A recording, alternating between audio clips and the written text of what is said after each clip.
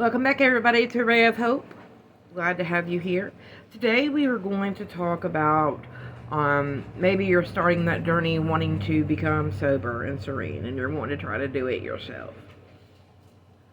I'm going to give you some, things that are going to be in your future, okay? Let's just be real, okay? When anybody goes into detox mode and wanting to get off drugs, whether it be meth, heroin, whatever your DOC is, you're going to have withdrawal symptoms. Are those going to suck? Absolutely, okay? I'm not here to sugarcoat anything. I would rather be upfront, honest, and blunt with you than to tell you that it's going to be a cakewalk. Now, for those of you that choose medicated assisted treatment, now that will help some. So if you choose to go on MAT, such as methadone, Suboxone, Subutex, Sublocade, that will help with a lot of the withdrawal symptoms. But then you're going to have to, you'll get on that, and then you'll have to eventually taper off, and that'll be another demon all in itself. Well, not demon, but I would much rather take my Suboxone than to have to chase the dope man every day. Point blank in a discussion. And anybody that says, oh, yeah, take that pill every day, no, I'm not getting high. Am I high? No. Okay. All right. But we're going to talk about what you can, experience if you decide to go cold turkey. Some people do decide to go cold turkey, and that's awesome. But you're going to have mood swings. So I would just, if you're living with somebody, I would tell them, look, hey, I want to, get off this shit. I want to be done. This is, I'm going to be a little irritable. And you need to maintain self-control, though, and accountability. Like, just because you're going with withdrawals doesn't mean that you can just snap on anybody for the sake of it. I mean, now that, somebody's told you this is what you're going to experience, you need to prepare yourself and know how to take yourself out of them situations if you're getting agitated. Excuse me. You're going to be very emotional. Drugs tend to numb everything, okay? They numb up here, they numb here, they numb everywhere. So you're gonna have a lot of serotonin rushing back in, and you're gonna become really emotional. Certain things can make you mad, certain things can make you cry at the blink of an eye. Just depends on who you are. Your anxiety, okay? Anxiety is a big, key factor. Is you're thinking about relapsing, or you're thinking about going here. Is it going to trigger me? Like, some people's anxieties is very different. What I tell people when they get anxiety is to journal. Journaling is an amazing thing when it comes to detoxing, when it comes to recovery work. Because that way you can go back and see what you were doing 2 days ago, or what may have triggered you 2 days ago. Okay? So, with that being said, I full-heartedly believe in journaling. It's a great thing. It's a great tool to help keep yourself accountable.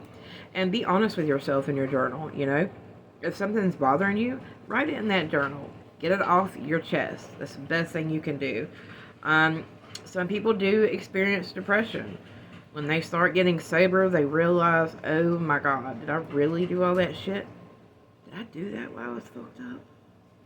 And that's going to play with your mind. That's going to play with your emotions. It's going to play with everything. Your anxiety. Because you're realizing, oh, what the fuck have I done? You know what I mean? And the first step you need to, keep is, you admitted you had a problem. And you're taking care of that problem. And start, being accountable. It's going to really suck because you're going through withdrawals. And all this is starting to come in. But be honest with yourself, be honest with others, and treat people the way you want to be treated. I cannot say that enough. Like, if you wouldn't want to be treated that way, and if you feel like you're about to pop or about to explode, excuse yourself from that situation. Take that time for self-care. During early, recovery, you need to take self-care. You need to, self-care, hold yourself responsible, get a routine, stick to the routine. I cannot say that enough.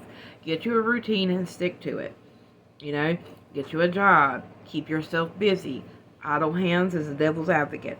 I've always been told that. So keep yourself busy. If you don't have a job, go find a job. Go volunteer. Don't just lay around the house, because that will make it worse.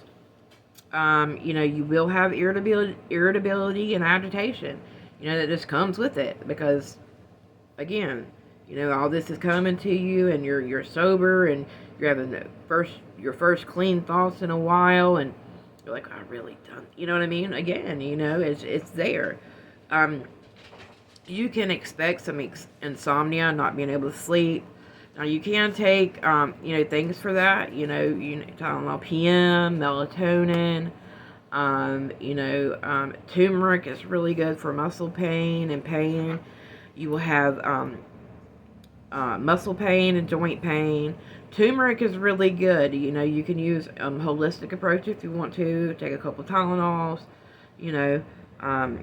Some people can have tremors and seizures, and if you do start to seize, this is why it's very important. If you're going to withdraw and you do it cold turkey, you need to let somebody know to keep checking on you, because depending on how heavy of a user you were, you could have seizures.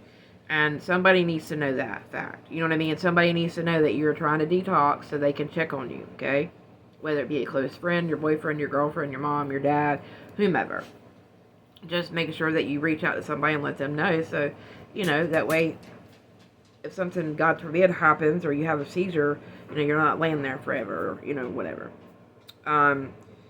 You will start sweating and have the chills. Those are just... Cold showers, hot showers work wonders. That worked for me. The cold showers was amazing. I like the cold showers. Sometimes I like the hot showers, especially when I was trying to go to bed. Those are really great.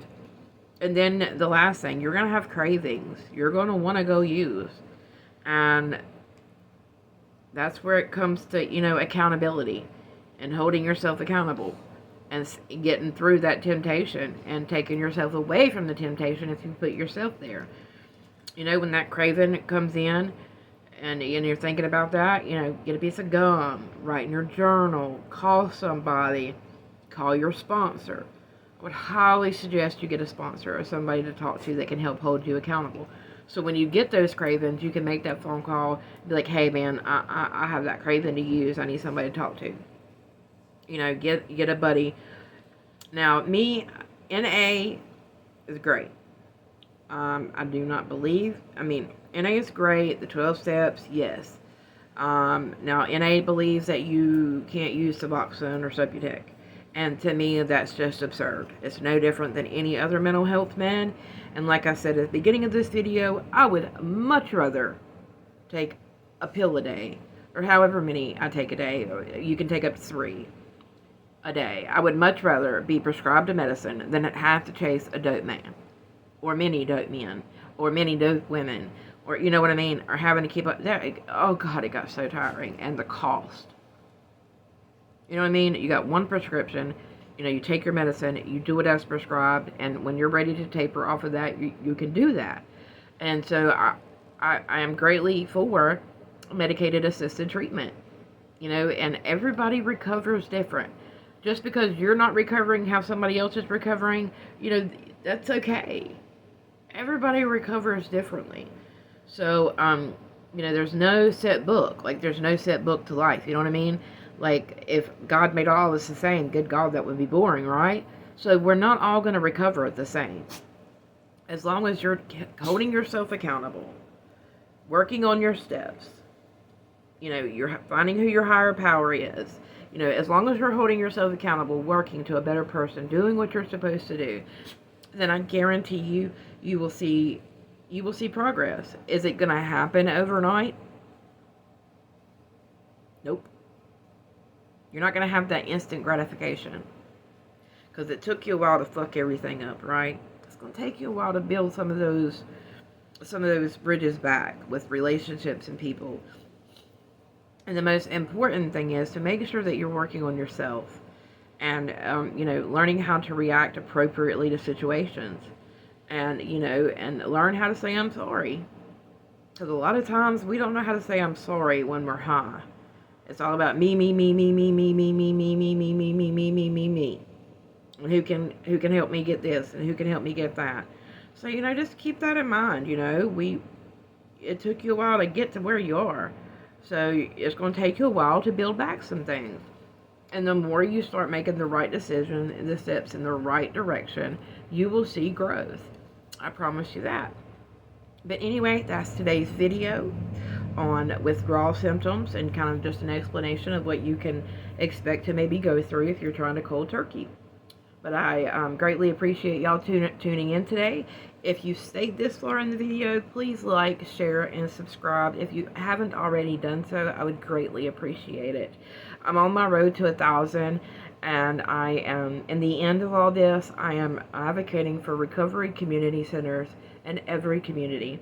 Everybody deserves the ability to get clean and serene. And that's my belief, and that's what I'm going to die trying to do. I hope everybody has an amazing day. Remember, you're loved and you matter. Peace out.